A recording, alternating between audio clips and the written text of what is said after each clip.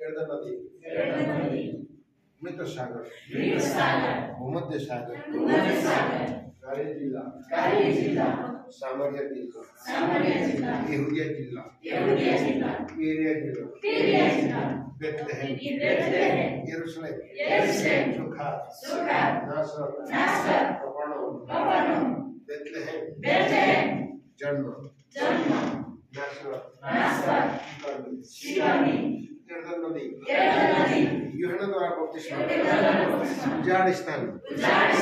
शैतान द्वारा परीक्षा यरूशलेम नया जन्म सुखात सामरी स्थिति नासरत अस्वीकार कफरनहूम चेलाहरूको नियुक्ति डाँडाको उपदेश शैतान माथिको विजय दृष्टान्तहरूको सुरु आदि शान्त पारेको भीडलाई खुवाएको पत्रुसको साक्षी यरूशलेम ढुङ्गाले हानेको यसो फर्केको एरिया मूल्य चुकाउनु हराएकालाई बुझ्नु यहुदिया लाजरसको पुनरुत्थान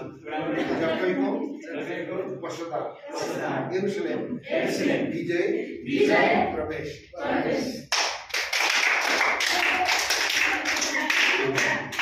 मंदिर शुद्ध पारे अंतिम भोज प्रार्थना विश्वास का मुद्दा है इनका क्रूस पर टांगे स्वर्गारोहण पवित्र आत्मा चंगाई कपट रात्रि छुटकारा डिकनहरु यथो प्रचार पाउलको परिवर्तन पत्रुसको दर्शन एन्टियोखिया पाउलको पहिलो प्रचार यात्रा 2 वर्ष गलातिया यरूशलेम परिषद व्यवस्था होइन पाउलको दोस्रो प्रचार यात्रा 3 वर्ष माकेडोनिया अखाया ग्रीस पाउलको तेस्रो प्रचार यात्रा 4 वर्ष एशिया यरूशलेम पाउलको पक्राउ फेलिक्स फेस्टस अग्रिपास समुद्र यात्रा रोम पाउलको पहिलो 2 वर्ष पाउलको छुटकारा पाउलको दोस्रो कैद मण्डलीको विस्तार मर्कुस सेवक लुका मानिसको पुत्र यूहन्ना परमेश्वरको पुत्र प्रेरित पवित्र आत्मा मण्डली रोमी मिलाप पहिलो कोरिन्थी अनुशासन दोस्रो कोरिन्थी अनुग्रह गलाती स्वतन्त्रता एफिसी एकता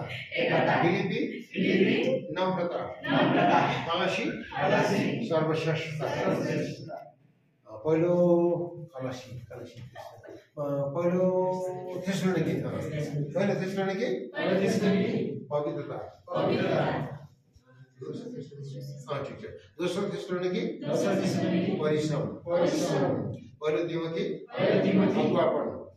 दोस्रो तिमोथी लडाई फिलेमोन हिब्रू परिपक्वता याकूब विश्वास र काम पहिलो पत्रुस दोस्रो पत्रुस शिक्षा पहिलो यूहन्ना संगति दोस्रो यूहन्ना चेतावनी तेस्रो यूहन्ना उदाहरण यहूदा खबरदार प्रकाश स्वर्ग